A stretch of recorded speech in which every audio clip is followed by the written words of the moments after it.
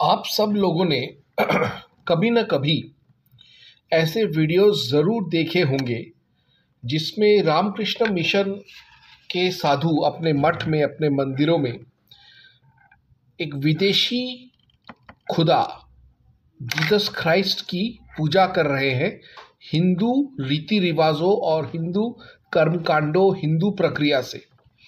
और इस पर कई सारे हिंदू, कई सारे खास तौर से आर्य समाजी और वैदिक, वो लोग गाली गलौज करते हैं रामकृष्ण मिशन को कि ये लोग छद्म ईसाई हैं, ये लोग हिंदू नहीं है, ऐसा करके।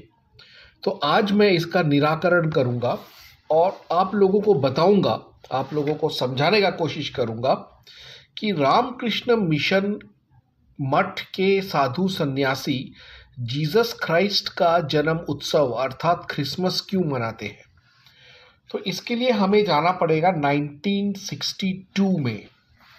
1962 में रामकृष्ण मिशन ने कई सारे स्कूल और कॉलेजेस खोले, खास तौर पर ईस्ट पाकिस्तान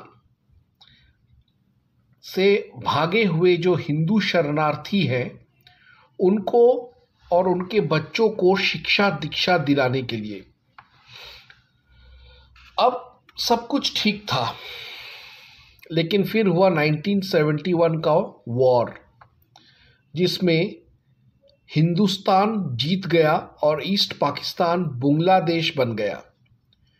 बंगाल के जो वामपंथी थे वो चीन के समर्थक और पाकिस्तान के समर्थक थे। तो जब 1971 में हिंदुस्तान का विजय हुआ तब बंगाल के कम्युनिस्ट इस बात को हजम नहीं कर पाए। वो लोग इसी फिराक में थे कि किस तरीके से हिंदू समाज पर एक प्रतिकार किया जाए, और उनको मौका मिला रामकृष्ण मिशन के स्कूल और कॉलेजेस के ज़रिए।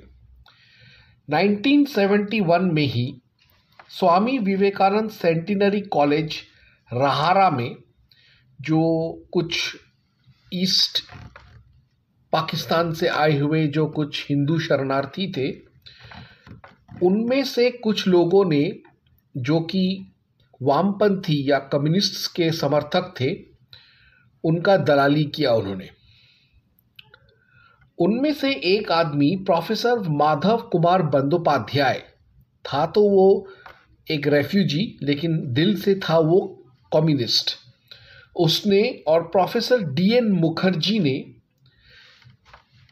इस बात का विरोध किया कि रामकृष्ण मिशन के साधु सन्यासी रामकृष्ण मिशन के स्कूल कॉलेजेस के एडमिनिस्ट्रेशन और टीचिंग फैकल्टी पर कंट्रोल करेंगे।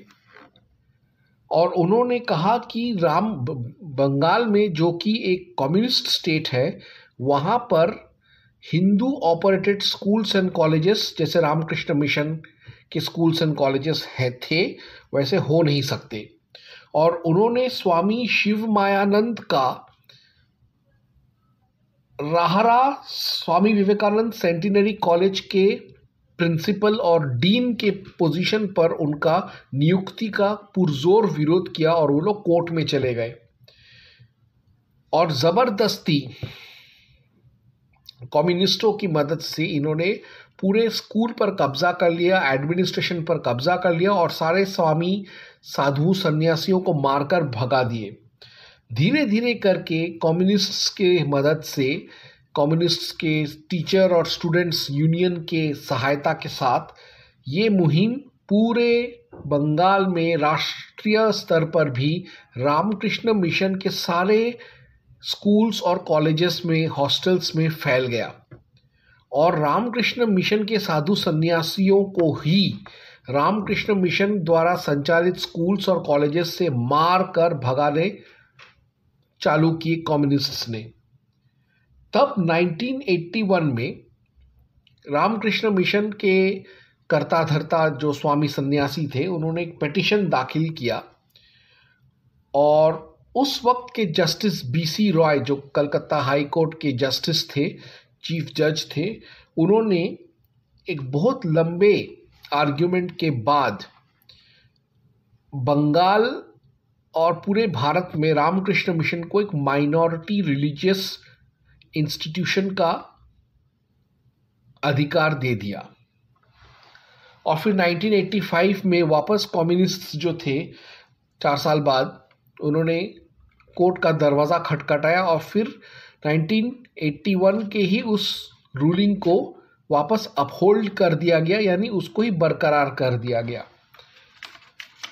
तो दरअसल बात ऐसा है कि उन दिनों में रामकृष्ण मिशन के स्कूल्स और कॉलेजेस पर कम्युनिस्ट्स का बुरी नज़र था। वो लोग चाहते थे कि उस पर हिंदुओं का अधिकार हटाकर कम्युनिस्ट्स का अधिकार आ जाए और साथ ही केंद्र में इंदिरा गांधी का जो कांग्रेस सरकार था, उस पर ईसाई मिशनरियों का दबाव था कि रामकृष्ण मिशन के पूरे संस्था पर ही प्रतिबंध लगाया जाए, क्योंकि वो लोग ईसाईयत का विरोध कर रहे थे और घर वापसी करवा रहे थे। तब जैसा कि मैंने कहा, 1981 के बाद भी रामकृष्ण मिशन के जो साधु सन्यासी थे, उन्होंने एक तिगड़म लड़ाया। एक प्राचीन संस्कृत वाक्य है या कहावत है, शठे शठम समाचरेत, जैसे को तैसा, उसके अंतर्गत ही इन लोगों ने एक चाल चला। इन्होंने जाके सुप्रीम कोर्ट और कोलकाता हाई कोर्ट में एफिडेविट डाल दिया कि ये हिंदू है ही नहीं। तो उन्होंने कहा इसके तर्क में कि हम जानते हैं कि हिंदू जो है वो सिर्फ वेदों को मानते हैं, पुराण को मानते हैं। हम वेद, पुराण, उपनिषद, बाइबल, कुरान सबको मानते हैं। दूसरा तर्क जो रामकृष्ण मिशन ने दिया वो ये था कि हिंदू जो होते हैं वो सिर्फ सनातन धर्म को मानते हैं, हम सारे धर्मों को मानते हैं। ईसाईयत को मानते हैं, इस्लाम को मानते हैं, शिंतोइज्म को मानते हैं, कॉन्फ्यूशनिज्म को मानते हैं, ताओइज्म को मानते हैं, सारे पेगन रिलीजन्स को हम मानते हैं। हम रजनीश ओशो से भी अच्छी बातें सीखने को तैयार हैं। इस तरीके का तर्क दिया। और उन्होंने एक और बात कहा कि हिंदू धर्म में सिर्फ हिंदू ही सम्मिलित होते हैं, सिख, बौद्ध, पारसी, जैन भी होते हैं, लेकिन हमारे रामकृष्ण मिशन में हम लोग हिंदू, सिख, जैन, पारसी, मुसलमान, ईसाई, विदेशी सब हम लोगों के यहाँ सदस्य हैं, शिष्य हैं, मंत्र दीक्षित हैं।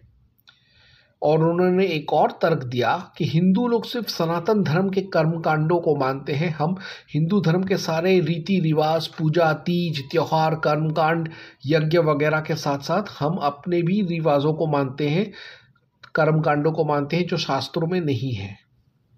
तो ऐसा कह के रामकृष्ण मिशन के लोगों ने कानूनी तौर पर यह साबित कर दिया कि उनका धर्म श्री रामकृष्ण धर्म है, यानी स्वामी विवेकानंद के गुरु श्री रामकृष्ण परमहंस का धर्म श्री रामकृष्ण धर्म।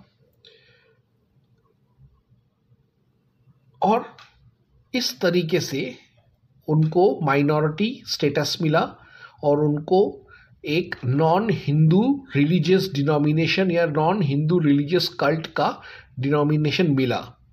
और इस तरीके से रामकृष्ण मिशन ने अपने आप को हिंदू से अलग करते हुए भी अपने आप को कम्युनिस्टों से बचाया, ईसाई मिशनरियों से बचाया। 1969 में तो बिहार ने इन तर्कों के आधार पर रामकृष्ण मिशन को पूरी तरीके से माइनॉरिटी स्टेटस दे दिया था और उनके स्कूल कॉलेजेस को गवर्नमेंट ऑफिशियल कंट्रोल से बाहर रखा। फिर सुप्रीम कोर्ट ने 1995 में ज़बरदस्ती कहा कि रामकृष्ण मिशन के लोगों ने 1981 में, 1969 में, 1962 में, 1971 में, 1985 में सुप्रीम कोर्ट ने कहा, सुप्रीम कोर्ट के जज ने कहा कि तुम लोगों ने देश को सबको चूतिया बनाया है कि तुम हिंदू नहीं हो, तुम हिंदू हो। लेकिन चूंकि कानून रूल्स को फॉलो करता है तो सुप्रीम कोर्ट जानता था कि रामकृष्ण मिशन हिंदू संस्था है, वो हिंदू ही है। लेकिन चूंकि उन्होंने दलीलों और तर्कों के और प्रमाणों के आधार पर कानूनी तौर पे साबित कर दिया कि वो हिंदू नहीं है, इसलिए 1995 में सुप्रीम कोर्ट ने ये कहा कि तुम हिंदू हो, लेकिन फिर भी हम तुमको माइनॉरिटी स्टेटस देते रहेंगे क्योंकि तुमने इसी सुप्रीम कोर्ट में और कई हाई कोर्ट्स में अपने तर्कों के आधार पर इस चीज़ को साबित कर दिया कि तुम हिंदू हो नहीं। यानी रामकृष्ण मिशन जो है वो आत्मा से हिंदू है, लेकिन जैसे मुसलमान और ईसाई होली फ्रॉड या ताकिया कहते हैं, वो भी वो ताकिया अल कितमान होली फ्रॉड कर रहा है कि हम हिंदू नहीं हैं, ताकि ईसाई मिशनरियों और इस्लामी और कम्युनिस्टों को सबक सिखाया जा सके, उनको रामकृष्ण मिशन को नाश करने से रोका जा सके। तो इसी वजह से रामकृष्ण मिशन के लोग जीसस क्राइस्ट के जन्मदिन को मनाते हैं हिंदू रीति रिवाजों से। जबकि रामकृष्ण मिशन के ही स्वामी अभेदानंद ने एक किताब भी लिखा है, Christ the man and Christ the myth, जिसमें उन्होंने साबित कर दिया कि यीशु कोई ईश्वर नहीं है, कोई खुदा नहीं है।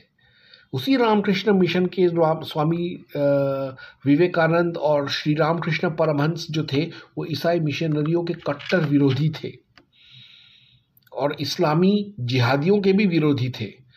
और फिर भी उन्होंने अपने आप को साबित कर दिया कानूनन कि हम ईसाई धर्म को रेस्पेक्ट करते, इस्लाम को रेस्पेक्ट करते, इसलिए हम लोग अलग कल्ट हैं, हम अलग सांप्रदायिक गुट हैं। तो आप समझ रहे हो, ये एक षड्यंत्र है, एक रणनीति है ईसाइयों, जिहादियों और कम्युनिस्टों के खिलाफ, जिसकी वजह से रामकृष्ण मिशन के लोग जीसस क्राइस्ट का जन्म उत्सव मनाते हैं, जबकि वो जानते हैं कि यीशु महज एक इंसान था, कोई मसीहा या खुदा नहीं, यह सिर्फ एक रण क्षेत्र का रणनीति है। इसलिए आर्य समाज के जो आर्यवीर हैं उनसे निवेदन है कि वो इस सत्य को समझे, जाने, परखे, माने और आइंदा से रामकृष्ण मिशन के ऊपर यह टीका टिप्पणी ना करें कि वो लोग ईसाई हैं या ईसाई समर्थक हैं या ईसाई के चाटुकार हैं। ओम हनुमते नमः।